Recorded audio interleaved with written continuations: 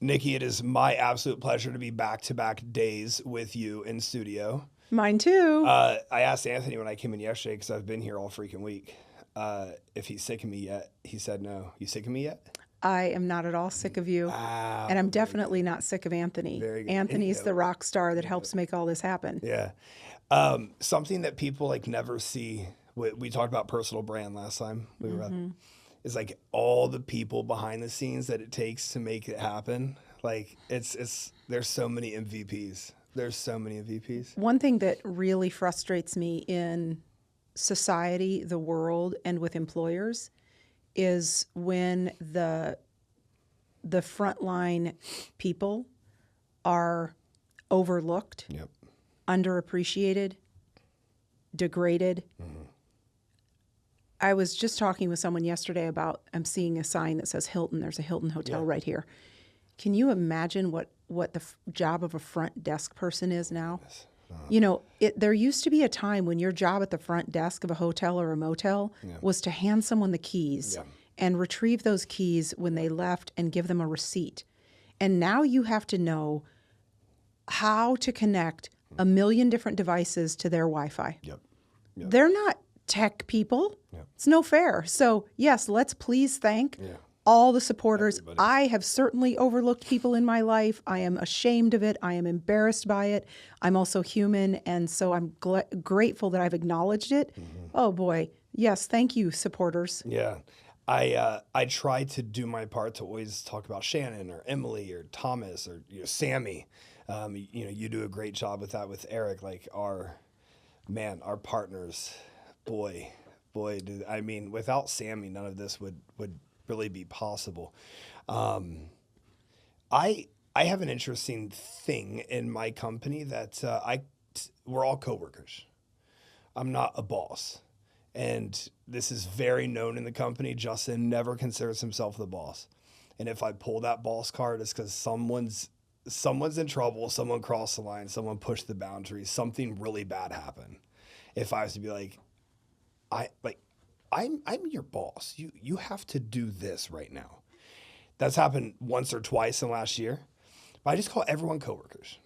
I like us to all be just horizontal on the same field. What do you think about that? I am really intentional, period, if you haven't noticed. Many people have called me the most intentional person they know. You are very intentional.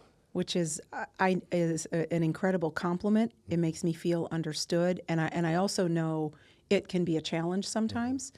Anyway, my intention right now at this stage in my life and career is to become an amazing teammate. I have forever been a very strong, solid, solo, fiercely independent player, and I want to be a good teammate. And as I say that, it actually makes me emotional because of how hard it is. It's incredibly hard, and it's very scary to become a teammate because it feels safer for me to do it all myself. And yet, just as you have seen, I know that I will grow. I know that our business and our impact on other people's lives and businesses will grow more when I am one of as opposed to the one. So as it relates to what I call those that I work with, I just did it on my way to see you today. I call them teammates. A lot of people listening to this, Nickie, I don't want to lose this point. A lot of people listening to this won't understand what it's like to be in charge of a bunch of other high-performing people. So what's the struggle that you find, or what are some of the struggles that you find in being a teammate when you are one of the co-owners of your company?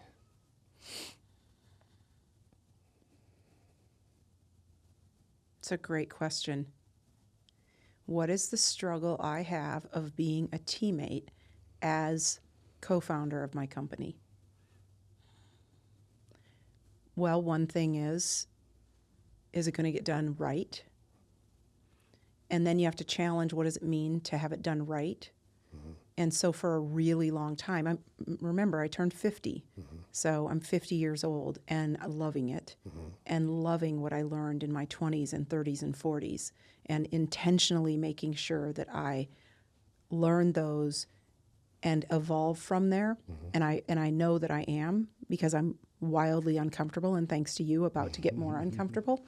You're welcome. Yeah, thanks a lot. So I think that one of the hardest things is letting go of it needing to be my way. Yeah. And I did that last year. With the CEO. With we hired our CEO, and I'm seeing that there are a few next things that we're about to do that I have opinions on. And my opinions can be strong because I have this personality where when I say something, I say it almost like it's, and I don't do this on purpose. It's just who, it's my being. So I say something and it's like, it's a fact. Yeah. And most of what we're talking about are not facts. Not facts. They are recommendations. They are my opinions. They are valuable insights. Yeah. They come from a place of expertise. That's a self-trust thing, though. You trust yourself. But they're not facts. And so for years, I wasn't surrounded by people who were willing to be with me, this very bold, audacious personality, and hear something where they think, I don't think I agree with that, and then say to me, I don't think I agree with that. And I've longed to be around people like that, and I have that now. And so I am very willing to move forward knowing, like the airplane, we know what our destination is, and we have a strong idea of how we're going to get there. Yeah. We're going to have to shift course a little bit, and there is not one specific, exact, straight line that's going to get us there. And my opinion is just that. It is one opinion. And so I have gotten to a place where I am very comfortable and excited and open to bring in other opinions, and let's put their ideas in practice.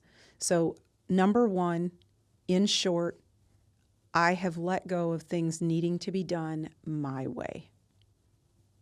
And as I say that, I know it's not totally true because my throat just choked up. You're still speaking it into existence. And it's like, Nickie, you are letting go. Yeah. You haven't totally let go yet. I believe in speaking things into existence. Absolutely. I want to piggyback off of that. I shared with you yesterday that I'm no longer in charge of Together More. Yes, I'm still you kind did. of the spokesperson. I'm still kind of the main lead gen, if you will. Yeah, and you said you hired a CEO. Founder. Or you were thinking about it. What happened? I brought Kelly, who's been with me for 6 years. She's the head coach of the staff. And we're going through CEO training right now. So she's seen everything that I do, and she's listening to all of our episodes, and she said they've helped her tremendously. Kelly is an absolute superstar. Kelly or Callie? Kelly Igo. Kelly. Absolute superstar. I can't wait to meet Kelly. She's the most talented registered dietitian on the entire planet, by far. I cannot wait to meet Kelly. Oh my gosh, she's incredible. That is awesome. She is absolutely incredible. When she comes down to Austin, we should definitely get a podcast with the three of us. I mean, just remarkable. I'm so proud of her. But I went through all these meetings with these people like I talked about who have scaled, e-commerce offers. And I leave the meeting just like, I want this culture to stay intact. Something that I've noticed since kind of stepping out of the leadership role in TM is the amount of ideas flowing. The amount of ideas that are being pitched around, thrown around. Everyone has this collaborative effort to make TM the most grandiose vision that we have for it, which is like the top community in fitness for bodybuilding, autoimmune, you just want to improve your physique, whatever. We want to make this number one. We're number one in WAP already. So in the WAP community, there's 100 and some fitness teams on there. Like we're already number one, which is pretty cool. Congratulations. But we want to take it to another level. So Nickie, what I found, my biggest challenge, it was presented to me through this work. My biggest challenge being a teammate as the founder was everyone just looks at me for this final answer or for the next thing. And they kind of strip their creativity a bit. And I think unintentionally, but I do think I was doing this. I think I was stripping people's creativity because I have so many ideas. And no one wants to get told they have a bad idea. And not that I tell people they have a bad idea, but I've seen so much growth in TM in just 2 weeks' time. that Kelly stepped in? Like, I'm fired up for it. Well, the growth that you're seeing started with you. What's the phrase? A rising tide raises all ships. Yeah, high tide rises all High raises tide, all ships. yeah. High tide raises all ships or rises all ships. So I'm going to disagree with the statement that you had. Okay. You said people were looking to you for the final answer. You thought you were the final answer. There's this phrase, and sometimes people don't like it when I share it. I stand by it. People will treat you the way you treat you. You treated yourself like you were the know-all. You treated yourself like you were the final answer. You treated yourself like your idea or your opinion or your direction was going to be the right one. It's true, yeah. You stopped treating you that way. And now others have stopped treating you that way. And now they're starting to look at themselves and they're starting to, I can play a part in this. Yeah. There should be a healthy balance there, maybe? Healthy balance in being the answer king? Yeah. Healthy balance in what? It feels like there should be, like on some things, it feels like I should be the final say. Or I should have the next idea. Well, Ray Dalio would say, he believes in a meritocracy. And Ray Dalio is the author of the book Principles. I think I've talked about it before. Really phenomenal book for both life and business. Has very practical recommendations in it. And it's a great audio read. It's a great, physical read. It's also, it's like a textbook. It's like a textbook for running your life. And if you have a question and can just go back to that, there are even videos on Principles, and they're great cartoons, so they kind of dumb down. I don't mean dumb down, but they make it very tangible. Ray Dalio would say it's a meritocracy. So What is a meritocracy exactly? The person with the most merit Oh, got it. Okay. is the decision maker. Okay. So he talks about believability, meritocracy, several other things. So as it relates to this, yes, of course, there are times where you need to be the final decision maker because you have the most merit and the most believability. You see, when we hired our CEO, we hired someone with a lot of merit and a lot of humbleness. And the two of those combined, in my opinion, are incredibly powerful. He has almost a right, 30-something years of experience. He could be a leader that's like, we're just going to do what I say. And that would be okay for him. He's earned that right. He does not want to do that because he is incredibly respectful of what we have founded. So because we are the co-founders, he respects, appreciates, and leverages the merit that we have. So you have a team. Kelly's been on the team for 6 years. She is lead coach. She has a ton of merit in many places. There are areas where Kelly will have the least merit. And as CEO, Kelly is going to have to be okay acknowledging that, going, oh, I'm not the one with the merit here. So who has it? And then go to that person. One thing I want to call attention to is the distinction between merit and experience. Because they do tie in together, but they are not the same. Merit is proof. A person has merit because they've proven themselves. You must have experience in order to prove yourself. That is true. That's what I want to call attention to, though. You could have merit after one proof point. Now, to keep that merit, you need to have a second, third, fourth, fifth proof point. A young person graduating college has merit. Now they have an opportunity where they have to continue to prove it. And that's where things get confusing. Experience is time in the seat. And time in the seat only has merit if you've done something with it. And there are plenty of people who've had time in the seat that unfortunately didn't do as much with it as they could have. So it comes back to merit. What does that make you think of? The first thing that made me think of was a little LOL I had with myself earlier today. I've given a lot of people opportunities in the seat per se, and a lot of people haven't done anything with it. One of my toxic traits I will proudly say it's not anymore, was just allotting opportunity to everybody, trying to be the savior at the end of the day, trying to save everyone from whatever's going on. Not everyone wants to be saved. Yeah. But to the points about merit and experience, it's quite interesting. There's something you brought up. There's something that came up in our conversation yesterday that Sammy and I chatted about at dinner last night. I believe it was a blind spot in myself. What is it? Is I'm sitting here chatting with you, 31 years old, just had my first $3 million year, making huge decisions, having huge meetings. Like after this, I have 3 straight gigantic meetings with a lot on the line. We're trying to build a SaaS product for ECA, for leads to funnel into ECA certified coaches. I mean, it'll change everything if it comes to fruition. Some of these things that are going on, like this is not a normal 31-year-old experience. It's not like a normal business owner experience.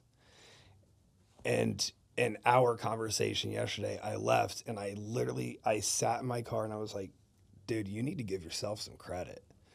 Like you're doing a great job. All these proof points, like you're alluding to, with people who have merit, there's so many. But I still kind of feel like I have no idea what I'm doing. Like everything has worked, but I feel like I have more merit externally than internally. Does that make sense? I was just hearing someone talk about the same thing. A renowned, I'm forgetting his name, a renowned actor from the Bronx, part of starting is it A24? You know, the movie house where we see they're at the beginning of a lot of pictures. I think it's A24. And I mean, he was at the forefront of that movie house, and it was because of his film that it really took off. Mm-hmm. And he was saying how he doesn't really feel that he did that. Mm-hmm. Because he's like, I can look to my left and I look to my right, and there's nobody from the Bronx. There's nobody that looks like me that's done this. Mm. And then he said something that I think you will benefit from. He said, I hope I always feel this way. And I hope you always feel this way. Because what you're talking about is remaining humble. And so I disagree that you're not doing normal 31-year-old things or normal business things. I think you're not doing what's typical. Mm-hmm. I think you're not doing mundane. Mm-hmm. I think that there are plenty of people in all different age brackets that are doing atypical things that they've never done before. And I hope you keep doing things you've never done before. One thing you said is everything's worked, which is not true. Yeah. As soon as I said that, I was like, well, no. Hang on. It looks like everything's worked, but if only you knew. Yeah. As I was thinking about what we want to talk about and how to really help you stay in this precious place you're at right now, because you've worked very, very, very hard to get here. And the real key phrase that's on my mind is protect the momentum. I love that. So I was asking you in our last session to really reflect on what you've done to make such a marked difference in you first and your results second that has gotten you to have your first $3 million year. And it all started by you realizing you're not the whole solution. So takeaway number 1 for you to really sit with today, and I hope you'll put it in your app, is I am not the whole solution. That's the number 1 thing you got to remember. I am not the whole solution. And I love that you've got a thought there. The other thing I want to share with you is you're at a stage right now, and we've talked about it slightly before. Mm-hmm. We're in a place where we must really focus on this protect the momentum. I am not the whole solution, and protect the momentum. The final takeaway, and then I want to hear what you're thinking, is nothing is more important than ensuring you start and end your day with blank space. Oh, yeah. That's one of the things that you really realized when we had our last session, that you have mandated in your days a way to find some blank space in the morning. Yep. And get your head to a blank canvas, and at the night, get your head to a blank canvas. Oh my goodness. Welcome to Motus 9. You're here. You're on our website and you have found us. Thank you. Motus 9 is a literal expression of why we exist and why you're here. Motus is Latin for the word movement. 9 is a sacred number that represents fulfillment. We are here to move you toward fulfillment. 9 is also not 10 because no one's a 10. We are always working to get there, and we're going to be your partner. I could not be more proud to be co-founder of this business along with my husband, Nickie Froiland, and Chief Growth Officer. We are in growth mode, and we are expanding across the United States of America and here to help you. You will be delighted in our end-to-end services, ranging from helping you craft and curate the exact foundation you want to have for your company, both culturally and operationally. We carry you all the way through to helping you prepare for your exit, and we do everything in between. We have an app for our executive coaching. Our biggest responsibility, and what you and all of our clients will thank us for, is we help hold you accountable. We help you see where you're getting in your own way. You see, everything that you love in your business is because of you. Everything that you don't love in your business is because of you. The good news is you can make the changes, and we can help you see what you aren't able to see. Because of your work with Motus 9, you will see further and go faster. We are very proud to share that 58% of our clients have gone on to increase their revenue by 51 to 100% immediately following their work with us. And our clients have stayed with us for years. We have clients who are still with us from when we first started this company in February of 2017. Welcome to Motus 9. What are you thinking? When I was chatting with Sammy last night, wow, real fast. It's so funny you bring up the blank space thing, because last night I did not go to bed with blank space in my head at all. It took me a minute to get there. That was my own doing. That was my own fault.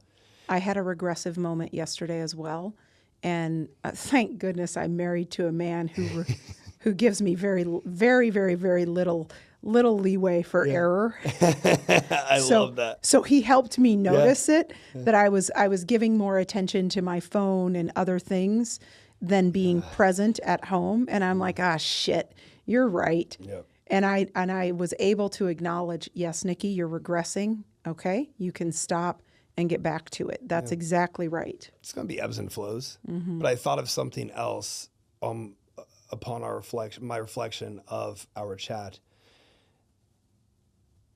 regarding how I've got this momentum going and how I keep it. It's a very simple thing. When I feel like I don't want to do something, I just do it right in that moment. This has intruded a little bit on nighttime. But the reality is, the thing you don't want to do probably takes a few minutes to do. It's just tedious, it's mundane, or it's something you're just holding on to for whatever reason. I've done an amazing job the last 5, 6, really since June. What is that, about 7 months? I've done a really good job of just do it right now. In that moment, and I think that protects the momentum. I think that's probably true. I think you're also at a place where you now could construct your days so that you have an hour allocated in your day to do the things you don't want to do. Yeah. And perhaps that's your first thing in the day.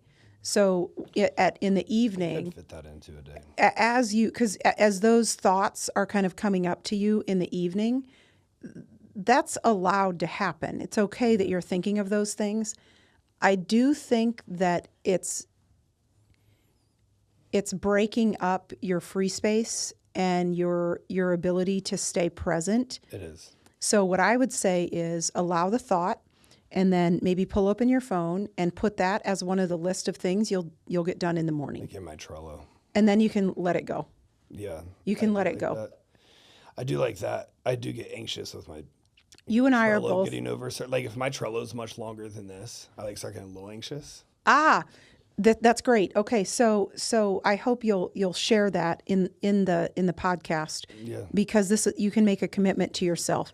So They're not gonna be able to. it's a list of maybe 8 things. Yeah. All right. Right now, that's like where I start. My brain starts getting anxious. So that's a limiting belief. Yeah. That's a limiting belief. So now, as your empire and universe is getting more complex, the list of things to do, the list of things you don't want to do, your Trello will get longer.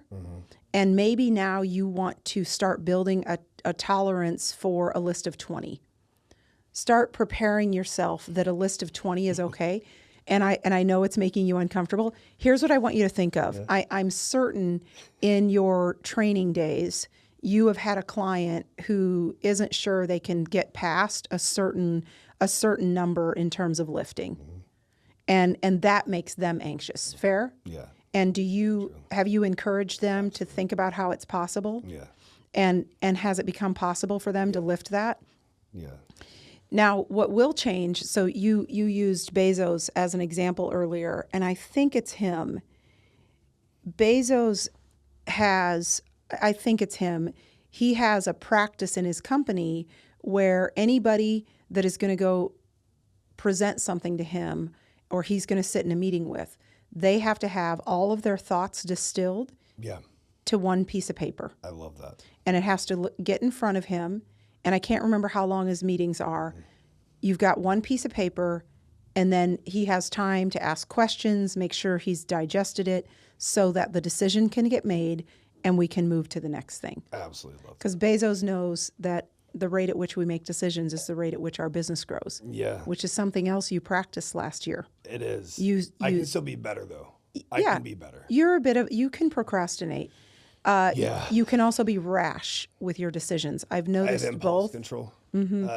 Lack of impulse control. I did this. I shared this with, this was before you and I met. I shared this with the podcast. It was an EQ test, an emotional quotients, like leadership test.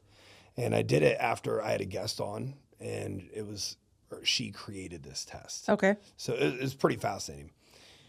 I scored very high in some things I was very proud of, but my lowest score, the only score that was bad in the entire test, 188 questions, was impulse control. And absolutely. I bought my car out of impulse when I was 25, $150,000 car. Why the hell did I buy that? Probably not smart. Why did I buy that? I mean, and I still have it to this day. I do a lot of things out of impulse. That made me much more aware of it. And also, like the sales agency, when I brought them on, that was sort of out of impulse. Yes, it was. But with that decision, what I will say, and I'll gladly say, but with that one, it was out of impulse, but I knew if I sat and thought about it too long, the percentage was going to keep me from moving forward. So I knew I had to get uncomfortable right now and do this and see how it pans out. And boy, has it panned out. It's funny you use that example. I needed to fix my coffee. Yeah. It's funny you use that example because I actually watched you as you were hiring that agency, and I saw how fast you wanted to, what I observed looked like you wanted to get it out of the way. I did. And so it's funny for you to share that reflection. I don't know. I think we've talked about this before, and I'm not a therapist. I'm not an expert in this regard. I think you may have some addictive personality. Very much so, yeah. Which I would only imagine goes along with impulse. Absolutely. And struggling to have impulse control. Mm-hmm. I don't know that you want to change that. Yeah. You're at a stage now, also comes from Ray Dalio's book Principle. You're at a stage now where you want to build guardrails. Mm-hmm. So where you're at is who on your team can help you mitigate your need to respond to impulse. What are you thinking? Shannon? A few weeks ago, had a meeting with my friend Jason, just sold a huge cauliflower pizza crust company, gigantic. He says, you need someone who's in control of you. Mm-hmm. And when he said that, it came to my mind right away, Shannon. And then he's talking a little bit more. And the more he's talking, the more I'm like, Shannon. So I call Shannon. Like, yo, Shan, I need you to be my leader. I need you to be my accountability. I need to answer to you. I've never had that, similar to how you brought in a CEO. I've never had this. And at 11 and 12 minutes, we have our first accountability meeting. And she's in charge of my Trello. She's in charge of my Google Calendar. She sends me that survey that I told you about every single night. Like, I mean, to be honest, I'm not sure what I'd do without Shannon. Yeah. So really, Shannon can also be a risk mitigator. Absolutely. Because when we're responding to impulse, we can be overlooking the risk. Yeah. And so every decision I make now, Nickie, gets run by Shannon. Every single one. Yeah, you need her to take a look at what are you not seeing, and that can be a chief of staff position. Yeah. Potentially an integrator in the EOS world. It can be called. Could be a COO position. She very much so feels like a COO or chief of staff. Yeah.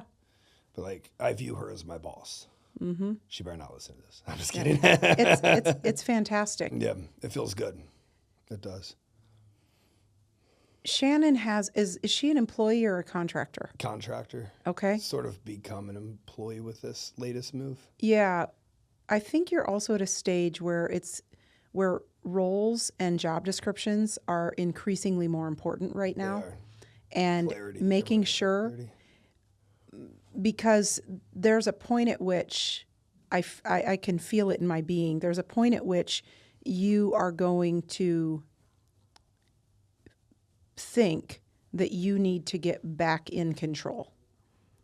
And there is a point at which you will breach your role and you will step on Kelly's toes, somebody else's toes, and you are going to get in their way. Yeah. It's very important that those are as few and far between as possible. How do I identify when that's coming? Well, that's the hard part. Yeah. Because at the end of the day, you are the owner and it is your business. And so you can have a little bit of entitlement thinking. And a lot of us as business owners do, like, well, it's my business, so it was okay for me to do that. Yeah. So imagine Kelly's in the seat of CEO, it's fully rolled out, everyone knows it, and you get a call from someone that you've been talking to for years, and they're talking with you about a problem because they've always talked with you about problems, and you help them solve that problem. Seems very innocent. That was not your problem to solve. Yeah. What you're there to do is say, oh, you know what? That's something that you can address with Kelly. I see exactly what you're saying. You're at a point now where you need to know how to make sure to support and validate and redirect so that the positions and the people who have been put into those positions are respected. And I cannot tell you, I mean, so many people. There's one person I'm thinking of right now, phenomenal human being, and unfortunately, he is unwilling to do what I just said. Damn. And it is getting in his way in a major way. Yeah. Because he has this one person that he has put in position to run a division of his company. Mm-hmm. Several team members of that division go and talk directly to the founder. Yeah, they're not respecting that. And then they get an answer and a thought and even advice, maybe even approval on something. Mm-hmm. And then they go to their boss, or the boss goes to them, and the boss finds out that the decision has already been made. Or they find out that, oh, the thing I told you no you went over to the other person And they said, and they said yes. like bad parenting. So what happens is this person that he's put in position and he's paying a very, very meaningful salary to feels smaller and smaller and smaller and less empowered, actually feels disempowered every day. And then what happens is that CEO continues to get frustrated with this person that he doesn't know he's beating with a hammer, that he's making his actions are resulting in that person feeling really small. And then guess what? That person isn't performing. How can they? So you are in position now where you really want people to perform. And you want to make sure that people perform according to the process. People perform according to the process. So when we see performance is always the indicator. Again, bodybuilding, performance is the indicator. You go to the show, you're ready to show up. You didn't train right, it's gonna be there. The performance will be proof. We're gonna tell. Correct? Yeah. Okay. Yeah. So now what we want to look at, here's the mistake we often make. We go, wow, that performance was great. That person is awesome. Wrong. Wrong way to look at it. I love to use this example. You have kids. Let's say you have 3 kids. You leave the house in the morning. As you're walking out, you're like, hey, kids, make sure to clean the garage before I get home today. You now leave with the anticipation that you're going to come home to a clean garage. Let's say you don't. Let's say you come home and the garage is still really messy, maybe even messier than when you left. Your immediate indicator is the performance. Oh, garage is not clean. Now the mistake we make is we go to the people and we say, well, my kids didn't perform. I'm going to argue and say the process sucked because you didn't look your kids in the eye. You didn't confirm they heard you. There was no agreement. So the process sucked. Also, what does clean the garage to 8, 12, and 13-year-olds mean? Does it mean the floor is swept? That's what it would mean to me. Does it mean things are neat? Yeah. Does it mean we've decided to throw stuff out that might have been there for years? What does clean the garage mean? So people perform according to the process. And what you're doing in the coaching academy and in recording all these videos and building new content is you're building up the process. And that is right now, a lot of that is external so that you make sure to have great tools and equipment to give to the people that are investing their dollars in your business. Most businesses do a great job of building out their external processes. Most businesses do not do a great job of building out their internal processes. So now that is the stage that you're at. You've got to make sure that our job descriptions are clear, that our markers for awesome performance are clear. What are my weekly indicators that I'm doing my job excellently? What are my weekly indicators? There has to be a clear tracking mechanism. My goodness. John Fraser, our CEO, has brought those. We now offer that as a service to our clients, operational advising. These templates that this man has created in his 30 years are amazing. They're amazing because they work. We have 2 clients that are doing the operational advising right now. And in just 3 months, we have seen a complete elevation in their business. Complete elevation in their teams, strength in how people are showing up. They're more confident in their roles because they know what their roles are and they know their markers for performance. It is phenomenal, the work that he has been able to impart. And now we've just brought on 4 new teammates who are going to be able to do operational advising as well. Absolutely phenomenal. I love that. So people perform according to the process. Your marker is, how was the performance? If the performance was great, is that an indicator that the process was great? If the performance wasn't great, is it an indicator that the process wasn't great? The more we perfect the process, the more we will have people able to perform to the process. When the process is great and the person keeps failing, fire them. Only when the process is great.